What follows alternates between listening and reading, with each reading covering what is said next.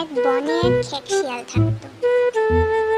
খেকশিয়ালটা খুব চালাক ছিল। একদিন সারাদিনের পথশ্রমে সে কোথাও খাবার পায়। হঠাৎ সে একটা আঙ্গুর ফলের গাছ দেখতে পায়। দেখে তার খুব লোভ জাগে। তার ইচ্ছে হয় আঙ্গুর ফল খাবার। আরে, গাছটাতে তো কি সুন্দর আঙ্গুর ফল ধরেছে, দেখতেও বেশ টসটসে মনে হচ্ছে। খেতে পারলে খুব ভালো হতো, অনেকদিন আঙ্গুর ফল খাওয়া হয় না। যাই, ফলগুলো খেয়ে দেখি। যেই বলা সেই কাজ। অমনি খেকশিয়াল আঙ্গুর ফল পাড়ার চেষ্টা করতে লাগলো। সে বারবার চেষ্টা করতে লাগলো যাতে আঙ্গুর ফলগুলো পারতে পারে।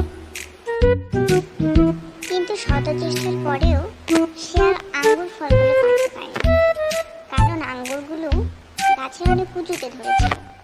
আর আঙ্গুরগুলো বেশিরভাগ সব শেয়ালের নাগালে বাকি ছিল। তাই শেয়াল চেষ্টা করাও ছেড়ে দিল আর ভাবলো, থাক, এখানে থেকে আর কাজ নেই, এখন বরং আমি বাড়ি ফিরে যাই। যাবার সময় মনে অনেক আফসোস নিয়ে শেয়াল বলল, থাক, নাই বা খেলাম